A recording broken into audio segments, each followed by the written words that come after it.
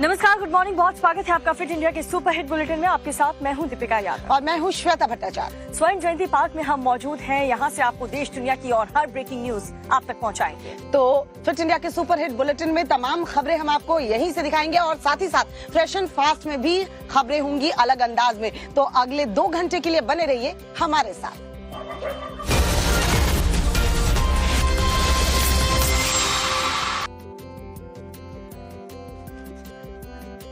और चलिए बुलेटिन की शुरुआत करते हैं बड़ी खबर के साथ। मुख्यमंत्री योगी आदित्यनाथ और मोहन भागवत के मुलाकात से जुड़ी हुई बड़ी खबर आ रही है। बताया जा रहा है कि इन दोनों की मुलाकात आज सुबह संभव है। 8:30 से 9 बजे के बीच दोनों की मुलाकात हो सकती है। तो देखिए कि बड़ी खबर, कल चर्चाओं के बीच मोहन भागवत से सीएम योगी आदित्यनाथ की मुलाकात नहीं हो पाई थी, लेकिन अब ये बड़ी खबर मिल रही है कि आज दोनों की मुलाकात होगी। कल गोरखपुर पहुंचे योगी आदित्यनाथ देर रात तक कार्यकर्ता अभिनंदन कार्यक्रम में व्यस्त रहे और इसी के बाद अटकलें तेज थी कि क्या गोरखपुर में होने के बावजूद भागवत और सीएम योगी आदित्यनाथ की मुलाकात नहीं हो पाएगी। इसी के बाद चर्चा ये भी उठी थी कि क्या मोहन भागवत खुद मठ जाकर के योगी से मुलाकात करेंगे। 2024 के चुनावी नतीजों के बाद यूपी के गोरखपुर में संघ का प्रशिक्षण कार्यक्रम चल रहा है, जिसमें संघ प्रमुख मोहन भागवत खुद मौजूद है। भागवत का गोरखपुर दौरा आज भर का ही है। आपको बता दें, संघ और बीजेपी में खिंचाव की अटकलें तेज है, जो बयानबाजी हो रही है। और हमने चुनाव में भी देखा कि संघ की इन्वॉल्वमेंट देखने को नहीं मिली और उसके बाद संघ से जुड़े नेताओं के जो बयान सामने आ रहे हैं वो भी बता रहे हैं कि ये दूरी कहीं ना कहीं बढ़ती जा रही है। ऐसे में दोनों की मुलाकात बेहद अहम मानी जा रही है। तमाम चुनौतियों और अफवाहों को दरकिनार करते हुए भारतीय जनता पार्टी को चुनाव जिताने के लिए अपना पूरा योगदान दिया। लेकिन मैं आप सबसे एक बात और कहूंगा, मतदाता सूची आपके पास होगी। उस मतदाता सूची के अनुसार देखने की आवश्यकता है कि कितने हमारे पास मतदाता थे, कितने मतदाता मतदान किए।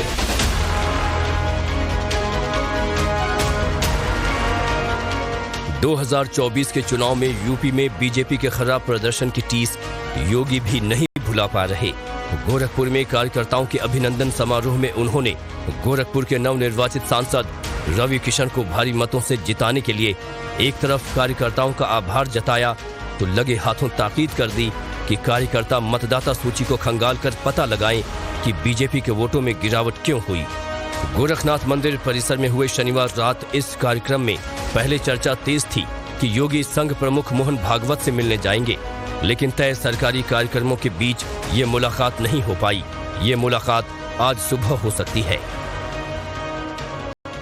मुख्यमंत्री योगी आदित्यनाथ और संघ प्रमुख मोहन भागवत के बीच आज एक अहम बैठक होने वाली है। ये बैठक गोरखपुर के मईराम इलाके के इसी एसबीएम पब्लिक स्कूल में होने वाली है। योगी और संघ प्रमुख की मुलाकात के कई सियासी मायने हैं। कहने को तो इस मुलाकात में बातचीत का मुद्दा संघ का शताब्दी वर्ष और उससे जुड़े कार्यक्रम हैं, लेकिन दुनिया की दिलचस्पी दोनों की मुलाकात में यूपी के चुनावी नतीजों और बीजेपी संघ के संबंधों को लेकर होने वाली चर्चा है। आपको बता दें, 2024 के चुनावी नतीजों के बाद संघ प्रमुख की बीजेपी के किसी बड़े चेहरे से पहली मुलाकात होगी। इसे योगी को संघ के वरदहस्त के तौर पर देखा जा रहा है।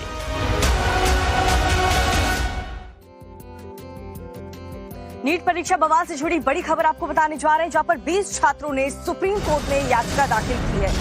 जी हाँ, अर्जी में मांग की गई है कि नीट की परीक्षा रद्द कर दोबारा परीक्षा करवाई जाए। 620 से ज्यादा अंक पाने वाले छात्रों की जांच भी हो। सीबीआई या स्वतंत्र एजेंसी की निगरानी में दरअसल ये जांच हो। ये तमाम मांगे जो हैं, याचिकाएं जो दाखिल की गई हैं उसमें की गई हैं। तेजस्वी यादव ने छात्रों की मांग का समर्थन भी किया है। लगातार नीट परीक्षा को लेकर जो बवाल चल रहा है, जिसमें कई याचिकाएं सुप्रीम कोर्ट में दाखिल की गई हैं। अब जो याचिकाएं लगाई गई हैं उसमें ये मांग की गई है कि नीट परीक्षा रद्द कर दोबारा कराई जाए। वहीं नीट परीक्षा में धांधली के आरोपों पर देश भर में बवाल नजर आ रहा है। दिल्ली में कांग्रेस और बीजेपी के छात्र संगठन भी इस पर एक्शन में है। और बवाल के बीच केंद्रीय शिक्षा मंत्री धर्मेंद्र प्रधान ने नीट की परीक्षार्थियों को भरोसा दिया है कि किसी का भी भविष्य खराब नहीं होने दिया जाएगा और जो भी गुनहगार पाया जाएगा उसे सख्ती से निपटा भी जाएगा। इस पर एक रिपोर्ट आपको दिखाते हैं।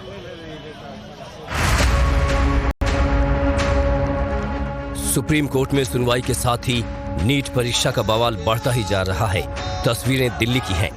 जहां कांग्रेस की छात्र इकाई NSUI ने मशाल जुलूस निकाला और नीट परीक्षा के नतीजों को रद्द करने की मांग की। प्रदर्शनकारियों ने नीट परीक्षा आयोजित करने वाली एजेंसी NTA को भी खत्म करने की मांग की। आरोप लगाया कि सरकारी संरक्षण में पेपर लीक माफिया पैसा दो पेपर लो का खुला खेल खेल रहा है।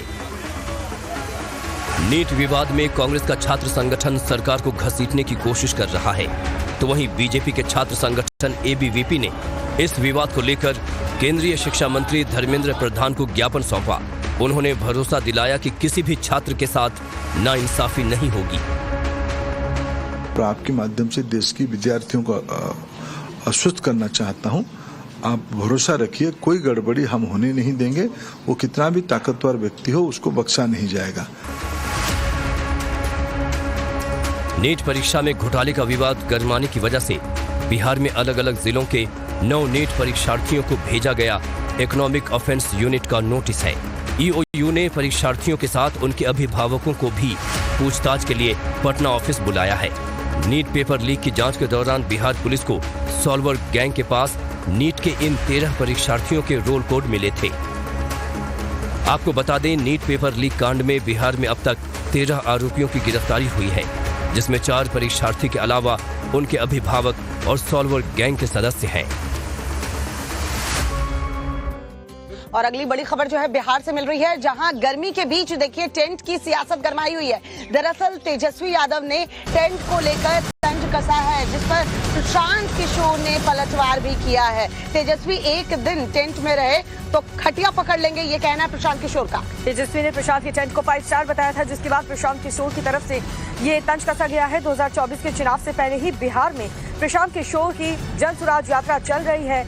बीते दिनों प्रशांत किशोर ने कहा कि 2025 में होने वाले बिहार विधानसभा चुनाव में मेरी पार्टी भी ताल ठोकेगी, और इसी के बाद तेजस्वी ने प्रशांत किशोर की जन सुराज यात्रा पर सवाल उठाए थे। उन्होंने कहा था कि प्रशांत किशोर जिलाधिकारियों को पैसा देते हैं और वो अपनी पदयात्रा में चल रहे लोगों को 5 स्टार की सुविधा भी देते हैं।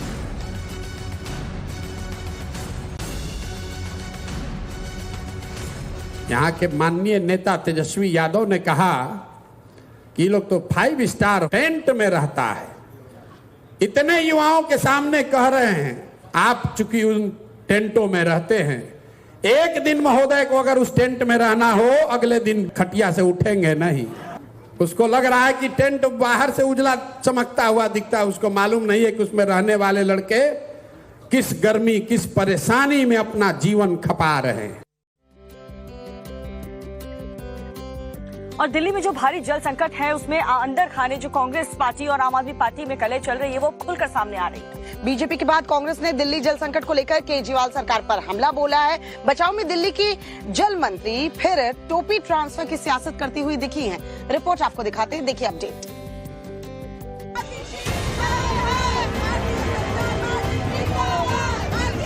दिल्ली की जल मंत्री आतिशी के दफ्तर के बाहर बीजेपी कार्यकर्ताओं का विरोध प्रदर्शन देखिए। दिल्ली में भीषण जल संकट को लेकर केजरीवाल सरकार पहले से ही बीजेपी के निशाने पर है। 2024 के चुनाव में आपसे गठबंधन करने वाली कांग्रेस ने भी मटका फोड़ प्रदर्शन कर इस मुद्दे पर अब हल्ला बोल दिया है। तस्वीरें दिल्ली के कृष्णा नगर की हैं।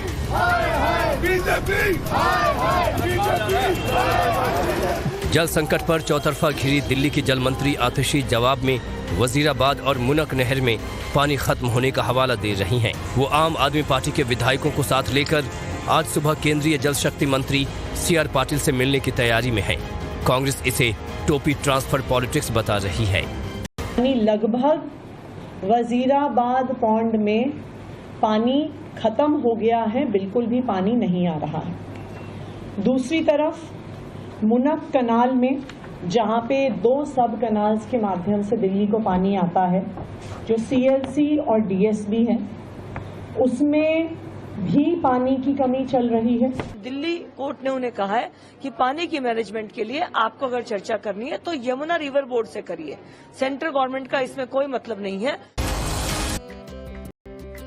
ब्रेक के बाद स्वागत है। मध्य प्रदेश के मंडला से इस वक्त एक बड़ी खबर आपको बताने जा रहे हैं, जहां पर गौ तस्करों पर एक बड़ा एक्शन लेते हुए बुलडोजर वाली कार्रवाई। आरोपियों के घरों पर बुलडोजर एक्शन देखने को मिला है। गांव के 11 घरों में बूचड़ खाना था। 11 आरोपियों के अवैध निर्माण पर एक्शन हुआ है। घरों से 150 से ज्यादा गोवंश के अवशेष जो है वो मिले हैं। मध्य प्रदेश के मंडला से इस वक्त हम आपको बड़ी खबर बता रहे हैं। आप तस्वीरें देख रहे हैं कैसे यहाँ पर बुलडोजर एक्शन हुआ है गौ तस्करों पर। ये बड़ा एक्शन, गांव के 11 घर बताए जा रहे हैं जहां बूचड़खाना था। 11 आरोपियों के अवैध निर्माण पर ये बुलडोजर एक्शन देखने को मिला है। घरों से 150 से ज्यादा गौवंश के अवशेष भी मिले हैं।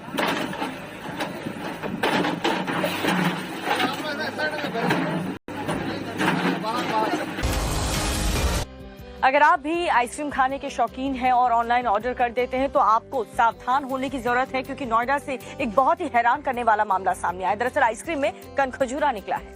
और इसके पहले मुंबई में एक ऐसा ही मामला सामने आया था जिसमें आइसक्रीम, ऑनलाइन आइसक्रीम जब मंगाई गई थी तो उसमें से कटी हुई उंगली मिली थी। यानी ये दूसरा मामला ऐसा सामने आया है। तो आइसक्रीम ऑर्डर करने से पहले सावधान हो जाइए। रिपोर्ट देखिए।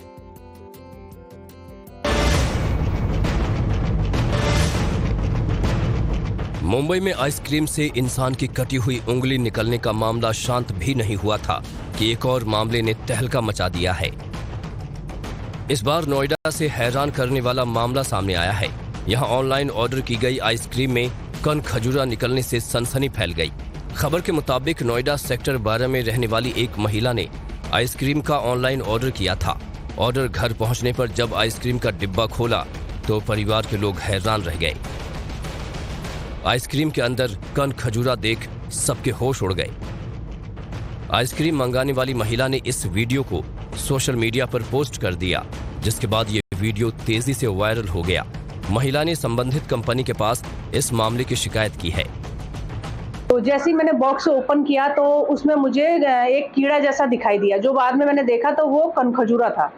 तो इसकी शिकायत मैंने मैसेज में मैंने ब्लिंकिट को की और ब्लिंकिट ने जो मेरा 195 का रिफंड था वो मुझे दे दिया था। वहीं शिकायत मिलने पर कंपनी की तरफ से उन्हें तुरंत पैसे तो रिफंड कर दिए गए। हालांकि ये सब कैसे हुआ, इसका कोई जवाब नहीं आया है।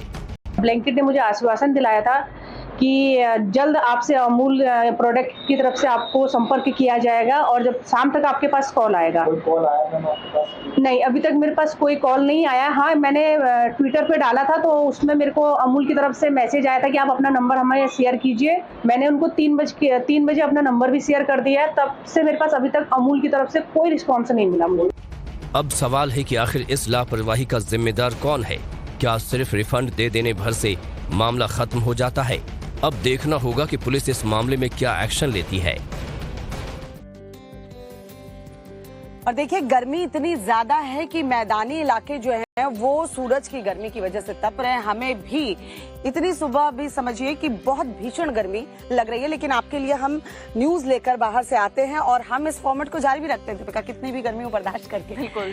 लेकिन पहाड़ जो हैं धधकते हुए नजर आ रहे हैं। जंगल में आग की खबर आए दिन सामने आ रही है। बिल्कुल, आपको लग रहा होगा कि पहाड़ी इलाका है, काफी ठंडा होगा और लोग जा भी रहे हैं, लेकिन चंबा के पहाड़ों में इतनी भयंकर आग लगी है। कई हेक्टेयर जंगल जो है वो जल करके राख हो चुके हैं। अब तक कितना नुकसान हुआ है वहाँ पर, देखिए इस रिपोर्ट में। हिमाचल प्रदेश के चंबा में आग का कहर थमने का नाम नहीं ले रहा। जंगलों में लगी आग शांत होने की जगह बढ़ती चली जा रही है। इन तस्वीरों को देखिए, जहां तक नजर जा रही है आग का तांडव नजर आ रहा है। जंगल के जंगल राख में तब्दील होते जा रहे हैं। डलहौजी के पास आर्मी फैमिली क्वार्टर के आसपास के जंगलों में लगी आग से अब तक लाखों का नुकसान हो चुका है। जीव जंतु भी आग की चपेट में आकर मारे जा चुके हैं। लाखों करोड़ों की वन संपदा खाक होती जा रही है। लेकिन आग पर काबू पाना प्रशासन और वन विभाग की टीम के लिए मुश्किल होता जा रहा है। दिन हो या रात, आग का विकराल रूप तबाही मचा रहा है। प्रशासन और वन विभाग की तरफ से की जा रही तमाम कोशिशें नाकाफी साबित हो रही हैं। स्थानीय लोगों का कहना है कि आग और धुएं के चलते पूरा वातावरण प्रदूषित हो रहा है, जिससे लोगों को सांस लेने में दिक्कतें हो रही हैं। यहाँ तक कि आग से बेशकीमती जड़ी बूटियां भी खाक होती जा रही हैं। जंगलों की आग अगर रिहायशी इलाकों तक पहुंचती है तो बड़ा नुकसान होने की आशंका बनी हुई है। फिलहाल स्थानीय लोगों को दमकल और वन विभाग की टीम ने अलर्ट रहने को कहा है। आग पर कब तक काबू पाया जाएगा कहना मुश्किल है, लेकिन प्रशासन की टीमों की तरफ से कोशिशें जारी हैं।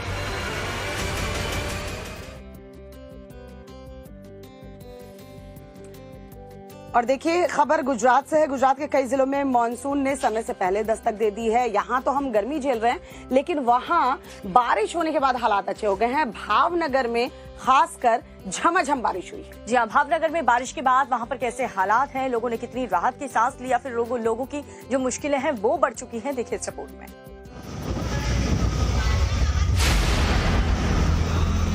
गुजरात के भावनगर में हुई मूसलाधार बारिश से आम जनजीवन प्रभावित हुआ है। तेज हवाओं और जोरदार बारिश के चलते तापमान में गिरावट दर्ज की गई है। भारी बारिश के चलते कई जगहों पर जल भराव हो गया है, जिससे आने जाने वालों को खासी दिक्कतों का सामना करना पड़ा। कई घंटों तक हुई बारिश के चलते सड़कें पानी से लबालब नजर आईं। इस बारिश से जहां एक तरफ किसान खुश नजर आ रहे हैं, तो वहीं मूसलाधार बारिश के चलते कई जगहों पर मुश्किलों का भी सामना करना पड़ रहा है। जोरदार बारिश के चलते निचले इलाकों के घरों में पानी घुस गया है। मौसम विभाग के माने तो गुजरात में मानसून की शुरुआत हो चुकी है। यही वजह है कि गुजरात के कई इलाकों में झमाझम बारिश हो रही है। दक्षिण गुजरात में नवसारी और वलसाड़ से मानसून की बारिश जारी है। अगले 5 दिनों तक राज्य के दक्षिणी हिस्सों में भी बारिश का अनुमान है। आमतौर पर गुजरात में मानसून की शुरुआत 20 जून से होती है, लेकिन इस बार दक्षिण पश्चिम मानसून समय से पहले ही राज्य में पहुंच गया है।